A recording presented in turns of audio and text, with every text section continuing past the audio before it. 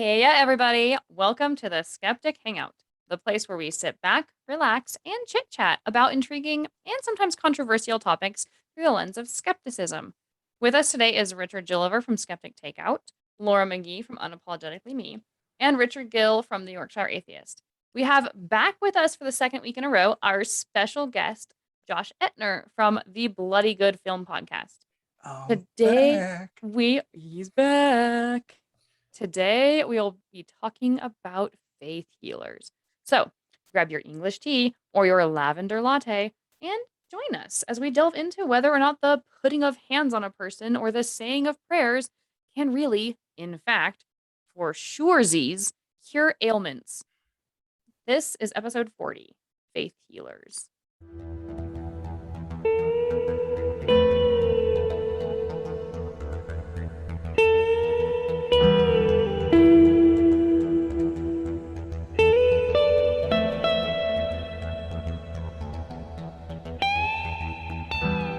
I'd like to start. Did you say lavender latte? Lavender latte. Oh my God, do I love them.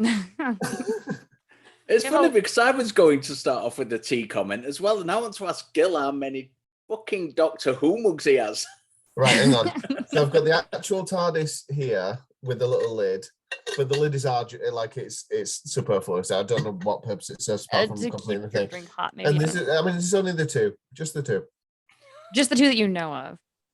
That's it. Josh, you are back with us again today, and I'm really excited about that. So thank you for doing both episodes with us. Thanks for having me again.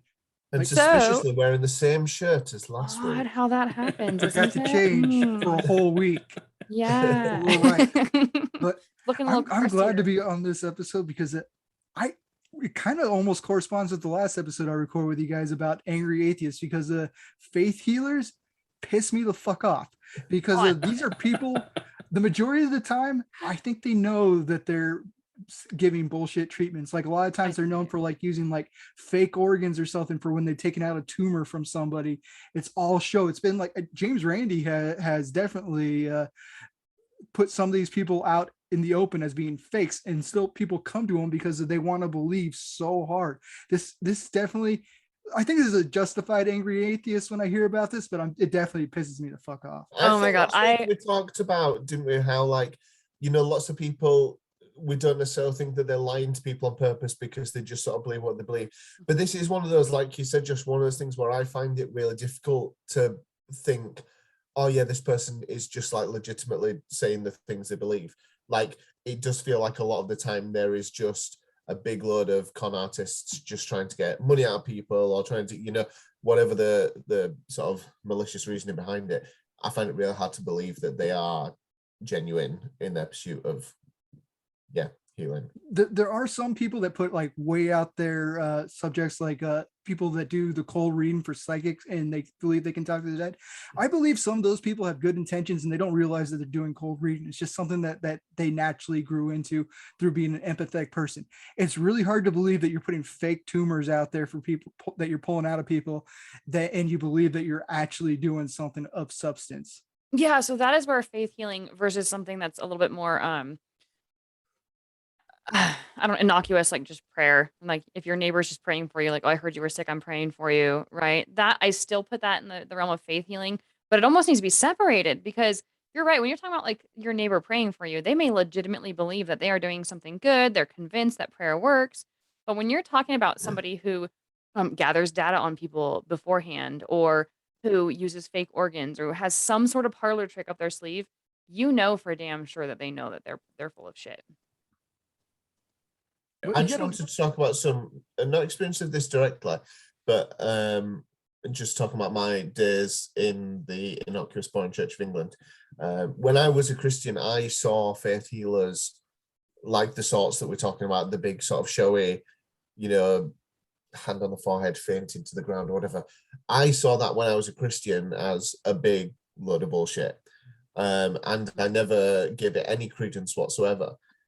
And I always used to think like people react in very similar ways to, when they get healed or like zapped, whatever it is they often see on videos of these things happening. And it reminded me of a time where I was at a church that was very different to mine. I'd been invited there by one of my friends, and there were people there who were speaking in tongues, which freaked me out because that's very not Church of England.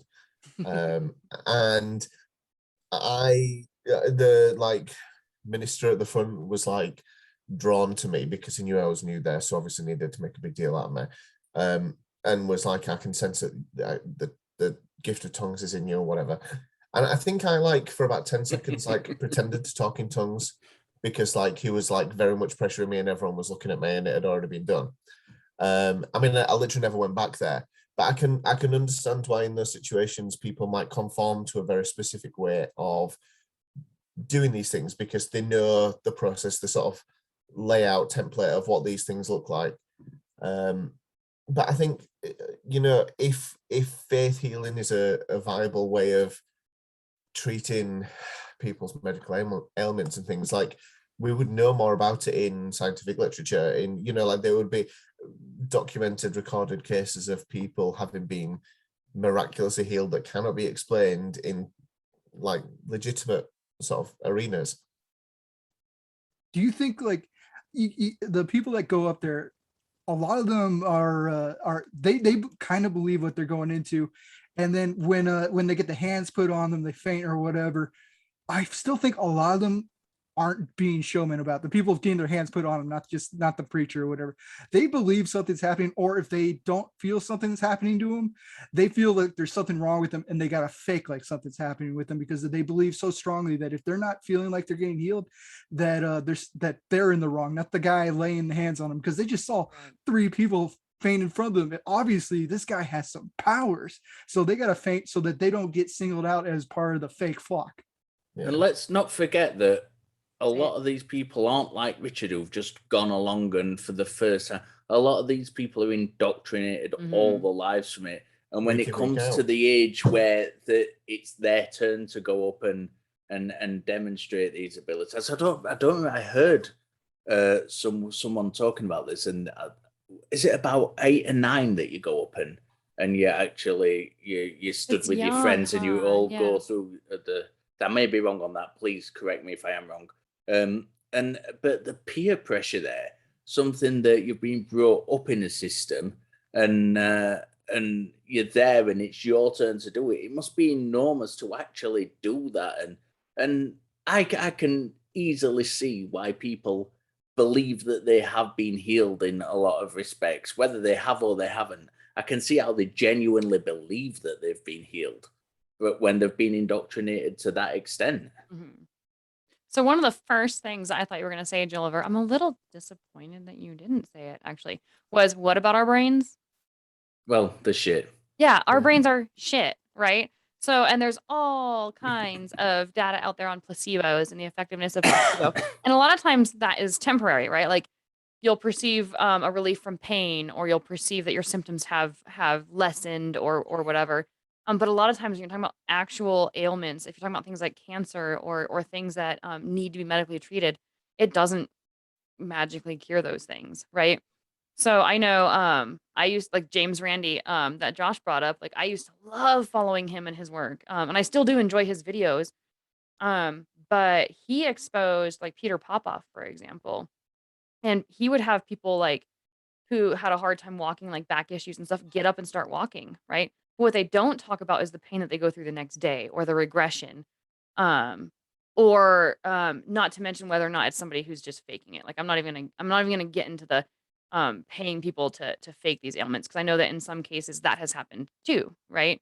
But even people who have legitimate ailments, if you follow them like days, weeks, months after these faith healing events, they either go back to the way that they were, or they get worse because they weren't taking care of themselves.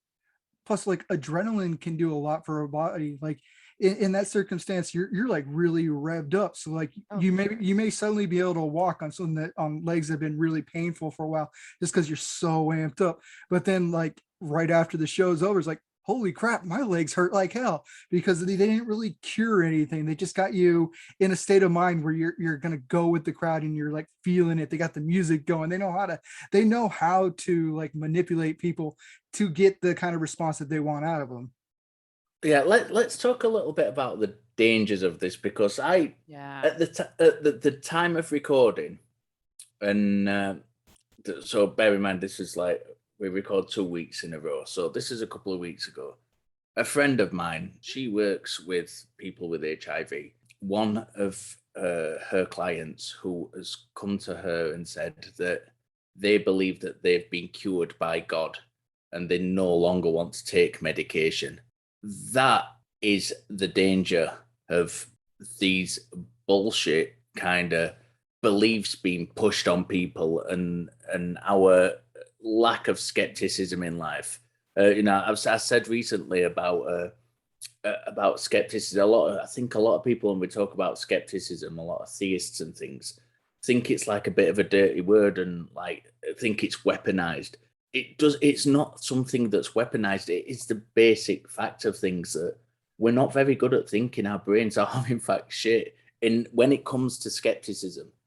And we're not geared towards recognizing things like that. And we do make mistakes all the time.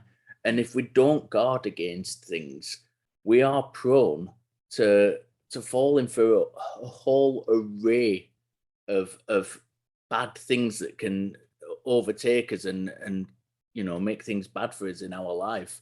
It's not just a case of we're using skepticism against you because you believe in God as a weapon. It's really important to get this message across that you do need critical thinking skills to protect you against real harm. And some verification of the claims, right? Yeah. So what are your opinions on the dangers, the real dangers of these things? Well, I mean, certainly from what you just said in terms of the example, that's heartbreaking. Someone being in that position and believing that that's where they're at, then taking steps to endanger theirs and potentially other people's lives. I don't know, obviously, the person's situation.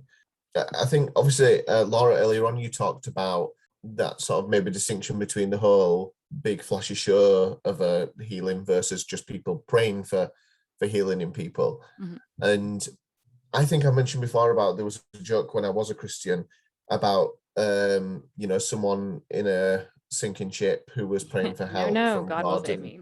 Yeah. Let's keep going. And there was a lifeboat went by and said, no, I've asked God for help.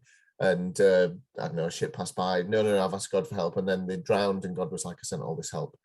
I think it's even from people's point of view who are religious, to believe that faith in that, in and of itself, in that sort of miraculous sense, is going to be all that is needed ever for anything, I think is a danger. Even if it's like, you're just depending on God to give you courage to do something, or you're depending on religious texts to inspire you to act in a certain way, or what have you, like taking away all of your own sort of agency and the sorts of actions that you yourself can take, or the other people around you that you can rely upon for support or medical advice and things like that.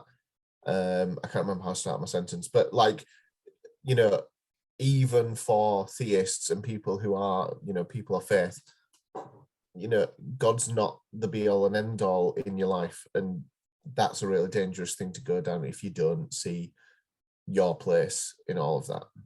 Yeah, I had a very similar experience, having walked through religion myself, as you, where I felt the same way. I felt like, yes, there's a God, but there's also science, and there's medicine, and there's germs, and there's disease, and all these treatments are, God allowed us to evolve in such a way that we could create these treatments, and that God wants us to take care of ourselves. And so you're right. Even as a religious person, the faith healer thing was baffling to me. The idea that I'm just gonna do nothing about something and put it in somebody else's hands, or have a spiritual treatment for a physical ailment, that never made any sense to me either. And so that's a pretty important distinction to make, that just because you're religious doesn't mean you necessarily hold these faith healer beliefs.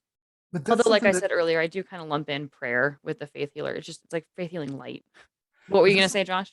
that's something that's kind of lumped in with them taking advantage of fear, because there's something more scary about going under a scalpel than just having somebody lay their hands on you or somebody pray away your illnesses. They're preying on people's fears. Because I'd be terrified if I knew that I was going to get cut open to say, even if it's to save my life. If there was an option that I could take where it could be completely uninvasive and somebody just had to like put their hands together and talk to somebody upstairs, and that would save me. Like, fear without any good skepticism or out with poor epistemology can lead people to take desperate takes, because nobody wants to go to the hospital. Hospitals are terrifying, especially. I disagree. I actually really enjoy general anesthetic. I've had it a few times and it's been a really pleasant experience. I've mostly gone when I've broken my arms and I'm just sitting in the waiting room forever. So like, I don't have the same kind of experience you have, but like, I don't want to go under the knife. It terrifies me to death. And so like, if I believe, because I had poor epistemology and don't know how to examine the evidence, I could see myself going into faith healing based purely on fear alone. Yeah, no, I think that's definitely a tactic that they use. Not just fear, but also hope. And then it could be even simpler than that. Like, not even like you're gonna have your body literally cut open when I could just lay my hands on you. But then there's like the practical stuff, like medical care is fucking expensive, right? It's outrageous. And you think of like, oh, I can have this person put their hands on me and pray it away, and But aren't they usually charging out the ass to do that hands on you instead of going under the knife? And your insurance definitely isn't covering that. but you forget it's a donation for God and you're earning your way into heaven. So I mean, My it's bad. I'll shut up. I mean, That's put it in a perspective. very good point, Laura. And I've never even considered that aspect. This gets me a lot, and I find this not just in faith healing, but like with people who claim to be psychic mediums or things of those nature. That they will very often say, we are, it's genuine. It's genuine. I had a friend of mine said to a few weeks ago, she was talking about someone who was claimed to be a psychic medium, and she said, yeah, but she doesn't charge. As though in some way validated that the thing she was doing was any truer. But people are still giving her donations. Yeah. There's this, and she's still accepting those donations. It's like a cost share, right? Like Peter Popoff, you pay whatever you pay to go to the show, and so does everybody else. And it's far less than a doctor bill, right? But then you get the faith healing, and that person over there gets the faith healing, but all the people shared in that cost. But yeah, no, I think there's a lot at play here. But I think that fear in general, and the idea that our wellness is ultimately in God's hands, one way or the other, are the two biggest things at play, in my opinion. I don't know. What do you guys think?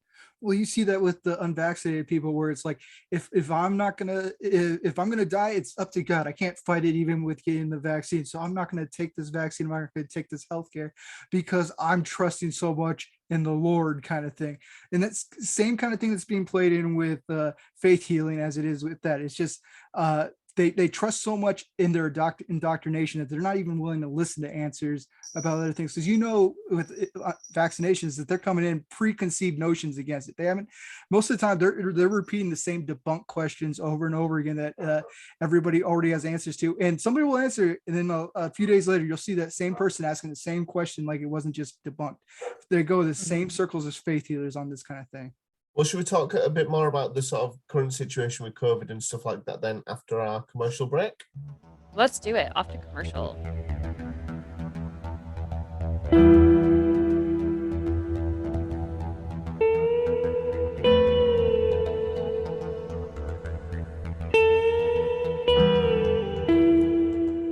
So what have we got going on this week?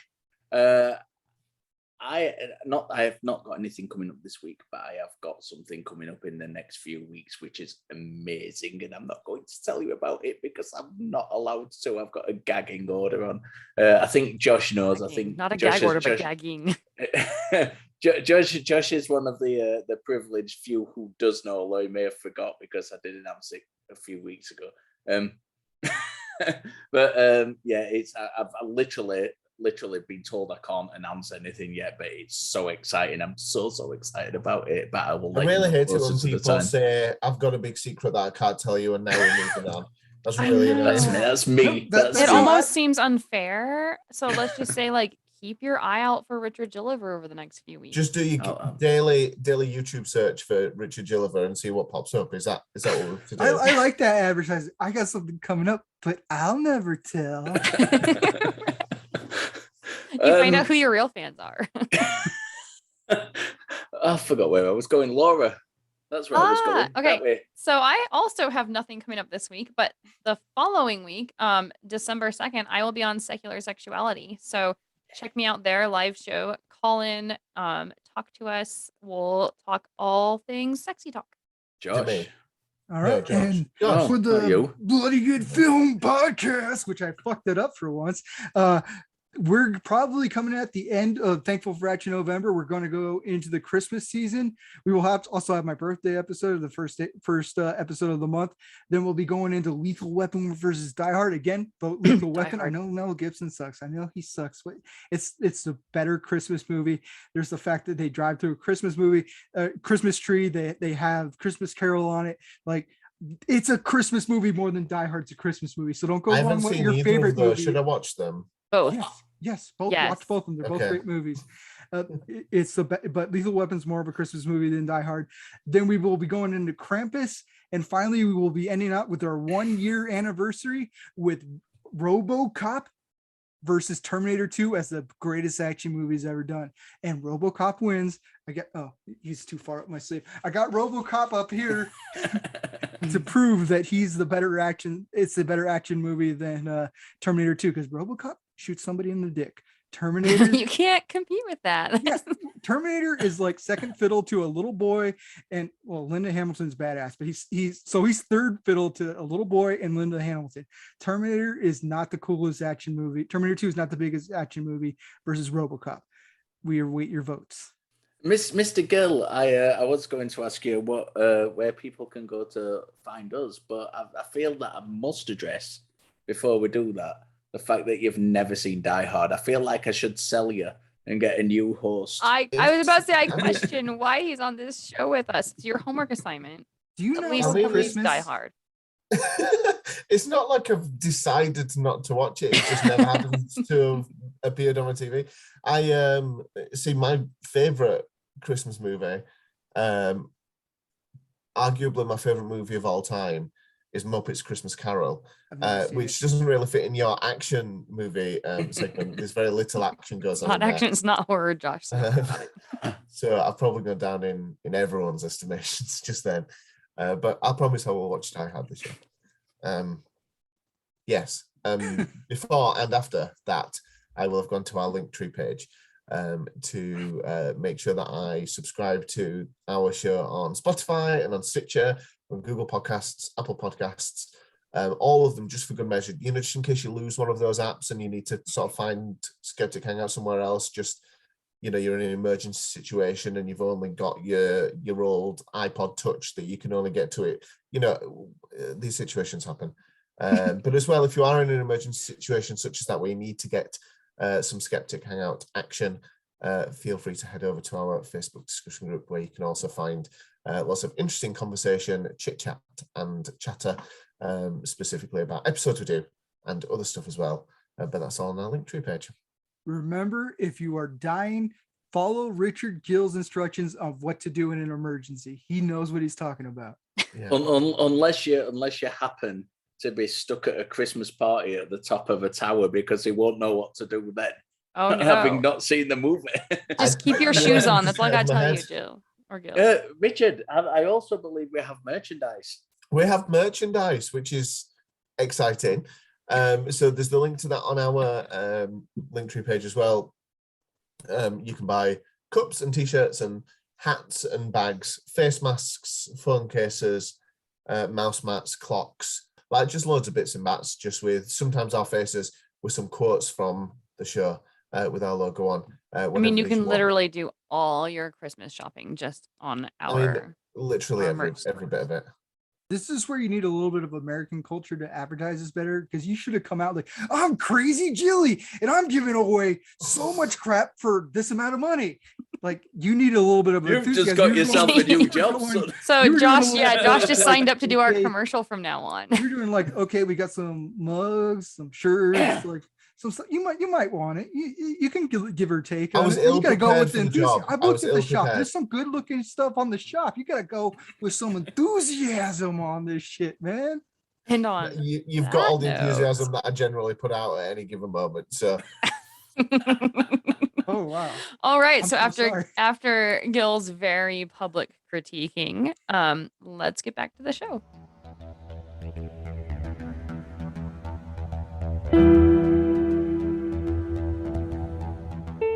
Okay, so welcome back from commercial break. We had just gotten into conversations about not only faith healing, but how it ties into people's beliefs about COVID and the COVID vaccine. So, Gilliver, I see a smirk on your face. What have you got to say? I don't know. I think I think in that was a America, despairing noise. Jennifer, that I Yeah. heard from. Are you just I- gonna come out with, like the British? We understand this stuff. We don't have the same No. superstitions you bloody Americans have. we do actually, but I think I think there is a distinction in certainly in my experiences. A lot of the people who are anti-vax, who don't accept that COVID is something that can be stopped by the vaccination in Britain, tend to be more like conspiracy nuts, whereas in America, It never seems to be from a religious viewpoint. yeah. I was gonna say in America, and Josh, you can add or subtract to this, or correct me if I'm wrong, but it tends to be a blend of things. Like you have the people that's like, no, like we get the flu, we get colds, this is cool, we're in God's hands. And then you get the conspiracy nuts. But then you also get sort of a quasi-legitimate argument of, no, they developed that vaccine way too quickly and there's no science or data on its long-term effects, so I'm afraid to get it. Right. But And those I've heard that argument way more often than I've heard the other two. Yeah, but those people are mostly coming at it from they were saying the vaccines were wrong before the vaccines were even developed. So they already have like pre-planned goalposts that they're just going to keep moving back. And if you look at these people, they do tend, I'm not going to say them all, I'm not going to straw man and say all of them are religious, but like 90%, I don't Are have any religious. statistics to back it up, but 90% of these people are You're heavily throwing numbers religious. out there, Josh. You've got to have something to I back know, I you was up. gonna say, I can throw a really arbitrary number out there that 100% of the people I personally know who won't get the shot are also religious. Yeah. And I don't know what the correlation is there because I'm a very small, like that's a very small group of people, but I'm going to make a graph. I'm going to put it on the internet so that it's proof. So that anybody that comes at me It's with, true with data. that 90% number, I'll be able to These- back it up. These data are description. accurate because they're on Facebook. Check out the Skeptic Hangout group. It will be there. You know, one of those graphs where it's like people who believe this, and then it's like a tiny sliver, and it's like people who believe this, but in orange. Exactly. Yeah, so it's that interests me. That interests me that it seems to be more from the religious perspective, and that may be because in England we do tend to. And I'll come on to another point that's just occurred to me in a minute. In England, we do tend to have the kind of wishy-washy Church of England, like that'll believe in God when it's suitable to believe in God, and then embrace everything that's not contained in the Bible when it's not. But I think as well, I think on both sides of the Atlantic, Muslims tend to be quite pro-vaccination.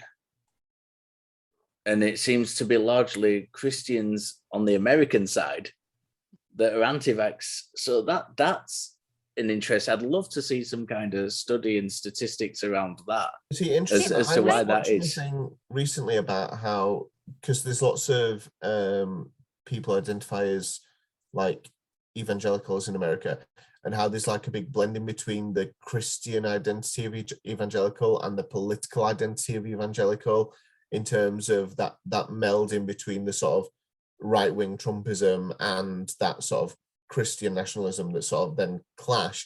Mhm. And so it's hard to then distinguish, isn't it, whether or not their anti-vax stances come from the religious side of their evangelicalism or I just picked evangelicalism, but there's lots going on there. Yeah, I mean, me and Laura touch on that on well, not always together, but on because we're both on the non-profits quite a lot. That's something that comes up very often on that show.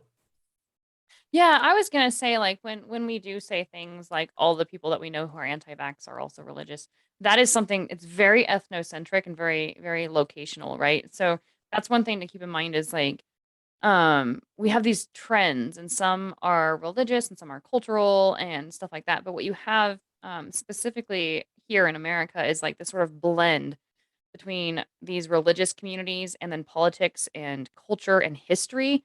So that, large groups of, say, religious people prefer one type of American history over another, and large groups of secular people prefer a different version of history, right, over another. And there's these sort of trends. And so in my opinion, I think it has a lot less to do about the specific teachings of their religion, and it has a lot more to do with like herd mentality or tribalism, right? Where it's in group, out group, right? And so you have these in groups, and they're indoctrinated into these beliefs, but then you start adding these other, like whether the pastors become political or they, and I know that my pastors were back when I would go to church. They would not tell you who to vote for, but they'd more or less tell you who to vote for, right?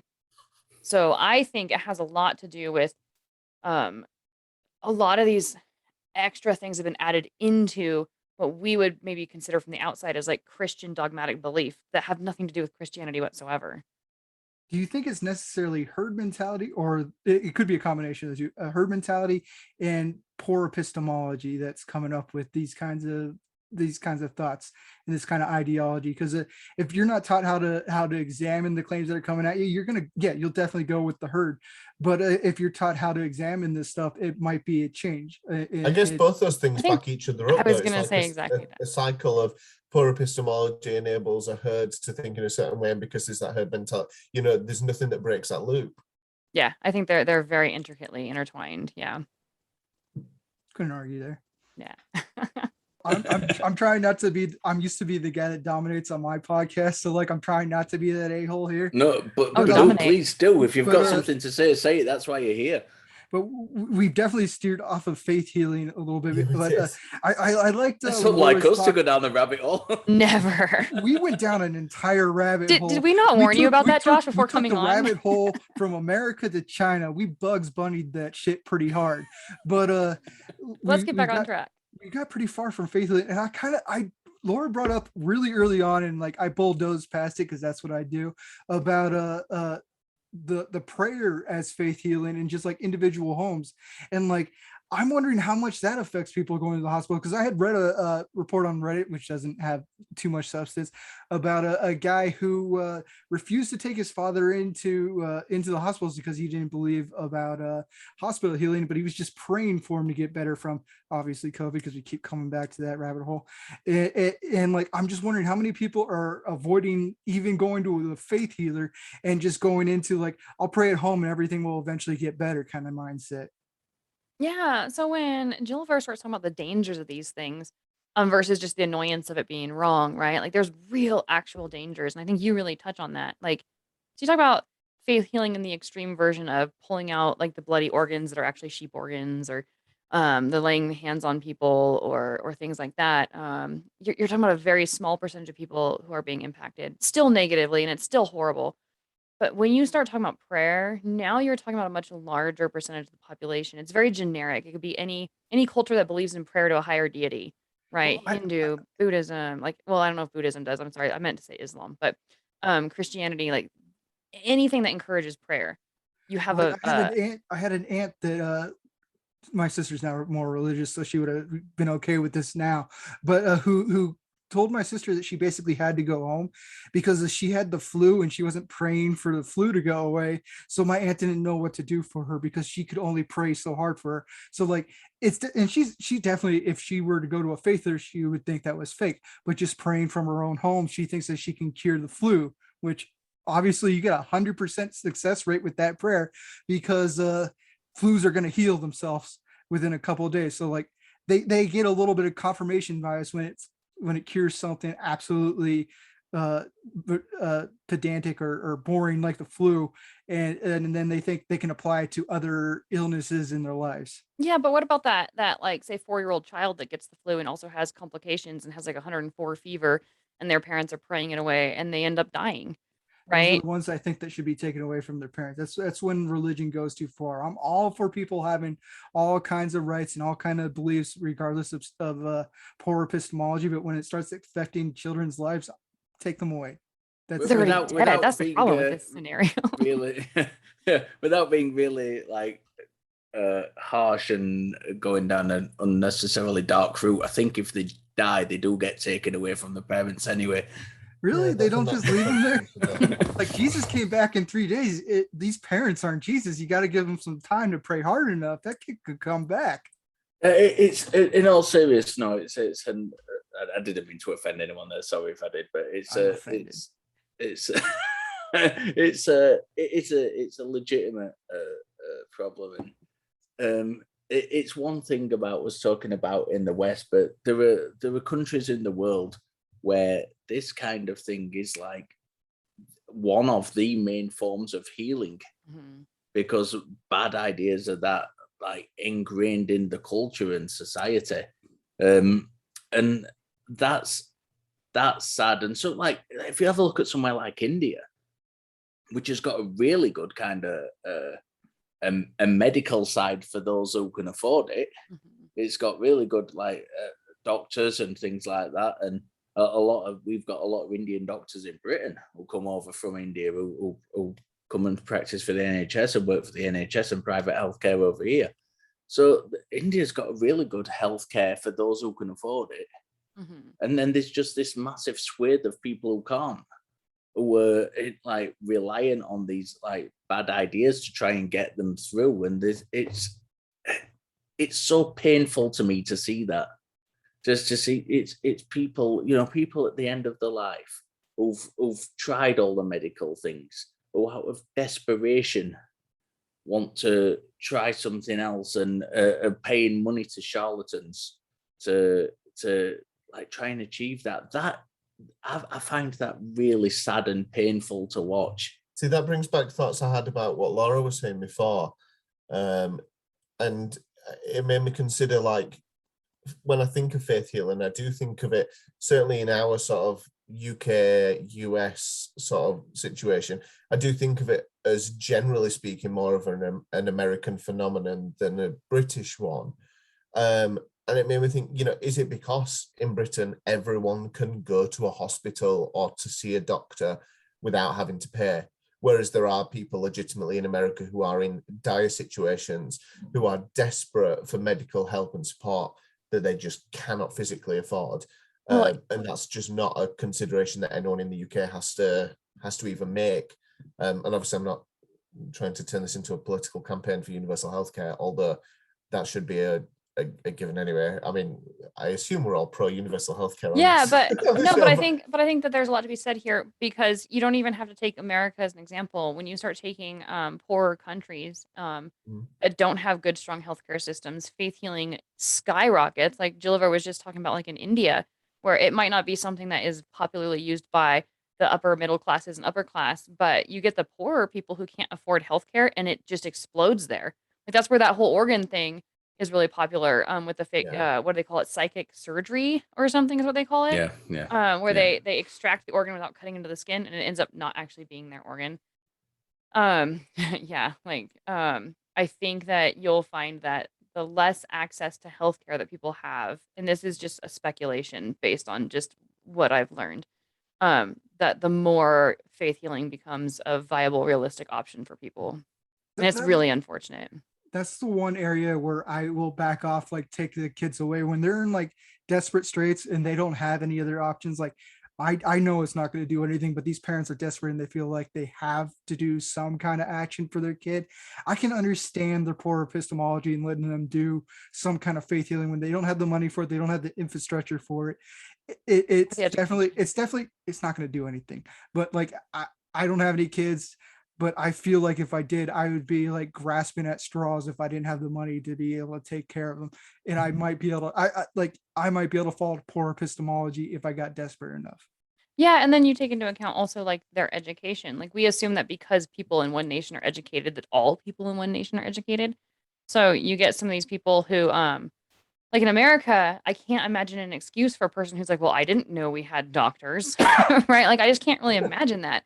But you think about some of these poorer countries with some of these really rural, very isolated communities, and they may never have even been taught about like what germs are, right? Let alone how to handle them. So that's where you're right. You got to get really, in terms of judgment against a person, you have to be very, very flexible in terms of what that person's been exposed to and what what kind of circumstances matter. Yeah, for sure. Oh yeah, Yeah. absolutely, 100%.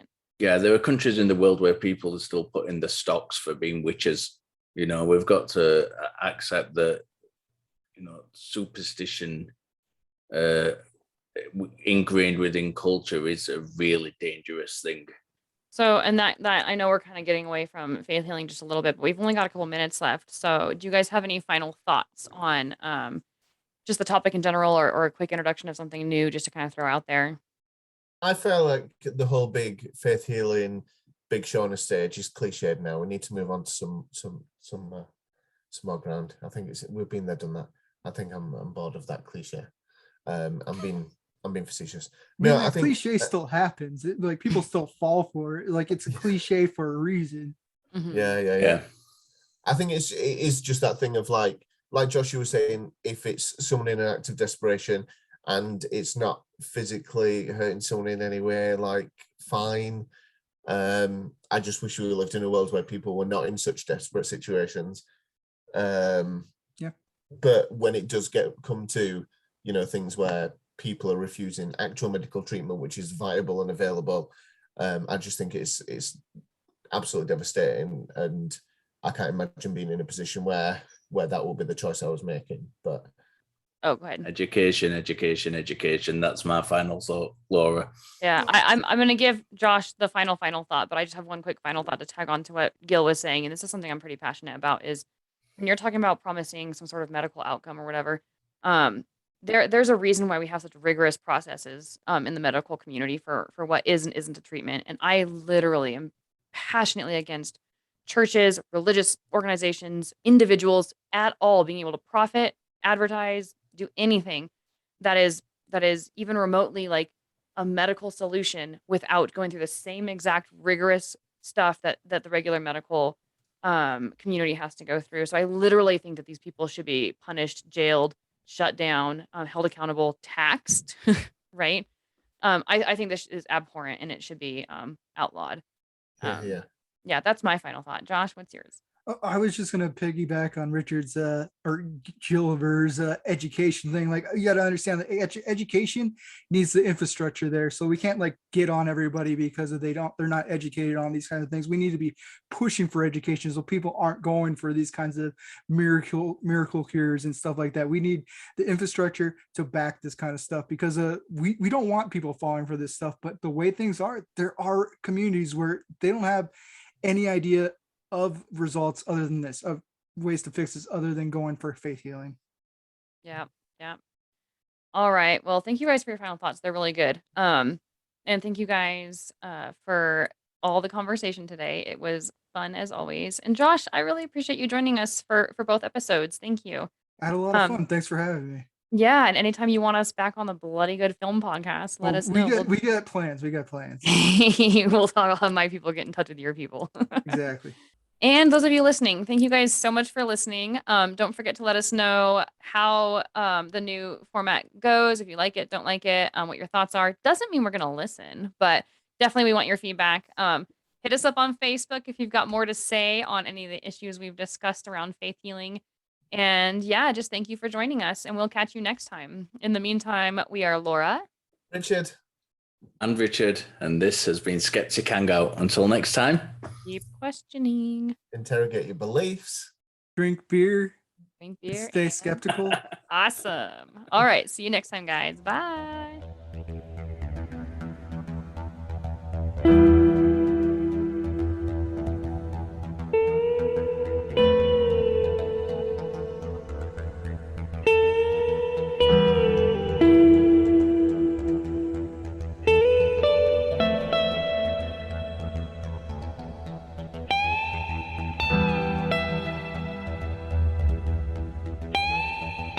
Okay, so what have we got going on? Sorry. Okay, so ask me, because I'm going to cut out that part where you're like, so Laura, what have you got going on? Right, okay. So what have we got going on this week?